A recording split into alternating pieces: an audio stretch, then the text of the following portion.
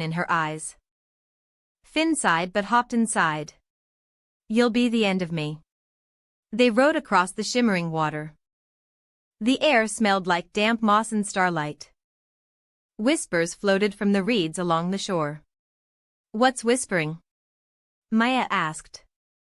Finn gulped. Hopefully, friendly frogs? The whispers formed words, return the stone before sunrise. The boat bumped against black rocks. Tall silver trees glowed faintly on the island. An owl swooped low, its feathers glittering like stars. Welcome, seekers, the owl hooted. You chase what should not be chased. Maya stepped forward. We only want to help. The owl tilted its head. Then prove it. Solve my riddle. Its golden eyes glimmered as it spoke. I fly without wings, I cry without eyes. Wherever I go, darkness flies. What am I? Maya thought hard. Finn scratched his head. Could be me after too much cheese, he muttered. Maya smiled. No, it's the wind. The owl nodded. Correct. You may pass. It flapped away, vanishing into the trees. The forest shimmered with fireflies. Each glow lit a narrow stone path. Maya followed it deeper into the woods. Do you feel that? She asked. Finn nodded. The trees are watching us. And indeed, the branches swayed though no breeze blew. A stone arch rose ahead. Symbols of stars, moons, and suns carved its frame. Beyond it shimmered a glittering cave. We're close, Maya whispered. Finn twitched his whiskers nervously. Too close for my liking. Inside the cave, walls pulsed with silver veins. The air hummed like 1,000 singing crickets. At the center, the star-shaped stone floated. But shadows wrapped around it like snakes. Do not touch, hissed a dark voice. Maya tightened her grip on Finn. From the shadows stepped a cloaked figure. Its eyes glowed with pale blue fire. I am the keeper of the stone, it said. Maya stood firm. Then why call us here? The keeper's voice echoed. The lake is fading. Without the stone's light, the village will sleep forever. Then let us return it, Maya pleaded. But the keeper shook its head. Only the brave who pass 3 trials may carry it. Finn groaned. 3? Can't it be 1? The keeper's smile glimmered. The first begins now. The cave floor split into stepping stones. Between them roared glowing streams of starlight. 1 wrong step, said the keeper, and you fall forever. Maya breathed deep. She studied the stones carefully. Each one bore star patterns like a puzzle. Look. Finn pointed. The stones match the constellations in the sky. Maya nodded. We must follow the Big Dipper. Together, they hopped stone to stone. When they reached the end, the streams vanished. For the second trial, said the keeper, face your greatest fear. The cave walls melted into darkness. Maya gasped. She stood in her schoolyard. Children laughed at her mistakes. You'll never be brave, they taunted. Finn scampered onto her shoulder. Don't listen, Maya. You've faced scarier things than bullies. She took a deep breath. I am brave, Maya declared. The shadows shattered like glass. The keeper bowed. You have passed. The final trial, the keeper whispered, is not of strength, but of heart. The star stone floated toward Maya. Choose, it said. Take the stone for yourself, or give it back to save your people. Maya held the glowing stone. Its warmth filled her chest with power.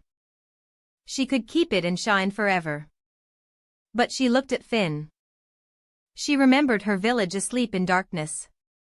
I choose to save them, she whispered. The keeper's cloak dissolved into silver light. You have chosen wisely, it said. The cave rumbled as the stone blazed brighter. Quick! Finn shouted. Back to the lake before sunrise. They dashed out into the glowing forest. The starstone sank back into the lake. Waves of silver light rippled across the water. The village lanterns flickered alive again. Maya smiled at Finn. We did it. Together. Finn puffed his chest. Of course. I was heroic. Moral true bravery means choosing others before yourself. Fun fact box: some real lakes glow at night from tiny creatures called plankton. Many cultures believe stars hold magical or guiding powers. Riddles are often used in myths to test wisdom and courage. The morning fog curled over Misty Hollow's cobblestone streets. 10-year-old Ethan clutched a rolled map to his chest. Come on, Pip, he called, darting past an old fountain. Pip, a cheeky talking squirrel, scampered down a lamppost. You found something again, didn't you? Pip asked. Ethan nodded. This map, it glows when the fog thickens. They stopped under the grand clock tower. The map shimmered and formed new glowing lines. Pip tilted his head. That wasn't there yesterday. A silver arrow pointed toward the forest's edge. Adventure time, Ethan whispered. But the clock struck and the map shook. The glowing lines twisted into words, find the lantern before the hollow sleeps forever. Pip squeaked, sleeps forever? That sounds serious. Ethan traced the arrow. We'll find the lantern, he said firmly. The fog thickened, swallowing the path ahead. The forest entrance loomed with tall, whispering pines. Their branches dripped with misty dew. The air smelled like wet earth and pine needles. Pip clung to Ethan's shoulder. Brave and curious, right? Pip teased. Right, Ethan said, stepping into the shadows. They followed the arrow deeper into the forest. Suddenly, the ground shook beneath them. A mossy stone face rose from the earth. Who dares enter? The stone guardian boomed. Ethan held up the glowing map. We're searching for the lantern. The guardian's eyes glowed green. Answer my riddle, or turn back. The stone mouth rumbled, I speak without a mouth, hear without ears. I travel far, yet never move. What am I? Pip twitched. Oh no, I'm bad at riddles. Ethan thought hard, pacing the mossy ground. Something that speaks and travels but doesn't move, his eyes lit up. It's an echo. The guardian's mouth curved into a grin. Correct. Pass through. The ground opened into a glowing tunnel. They entered a cavern filled with sparkling crystals. The crystals hummed with a soft, musical tone. Pip's tail puffed. It's like the walls are singing. The map glowed brighter, pointing toward the far exit. Ethan whispered, this place feels alive. The crystals pulsed in agreement. At the cavern's end, they met a cloaked figure. The figure's staff glowed with silver light. Seekers of the lantern, the figure said softly. Pip whispered, do we trust him? Ethan stepped forward. Yes. Can you help us? The figure lowered the hood. It was an old woman with kind eyes. I am the lantern keeper, she said. She pointed to the map. The lantern lies beyond 3 trials. Only teamwork will lead you through. Their first trial was a rope bridge. It swayed over a roaring, misty gorge. Wind howled, making the ropes creak. Pip whimpered. I'm a squirrel, not a tightrope walker. Ethan smiled. Hold my hand. We'll go together. Step by shaky step, they crossed. The second trial was a maze of hedges. Fog wrapped around the twisting green walls. Ethan studied the glowing map carefully. Pip spotted a carving on the ground. It looks like an arrow, he said. They followed it, and the path opened.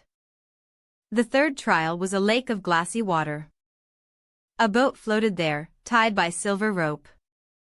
The water reflected strange, shifting faces. Pip shivered. They're watching us.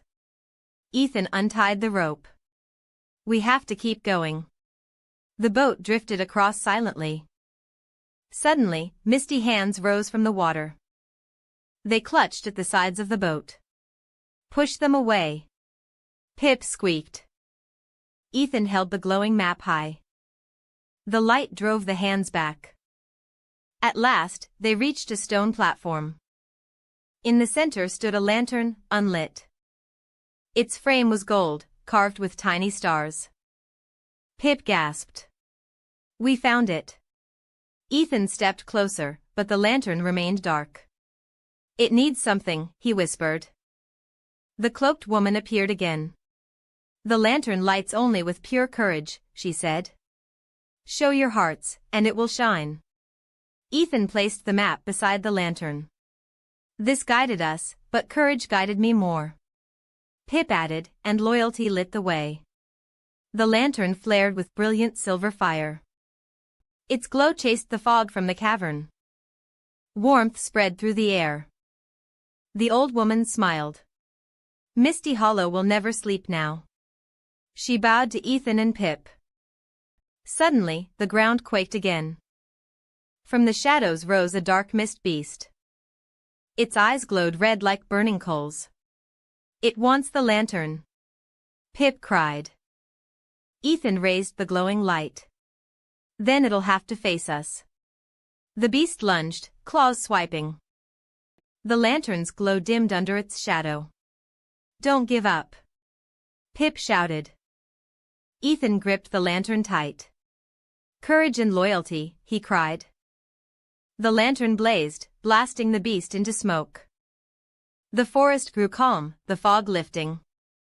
Sunlight pierced through the pines.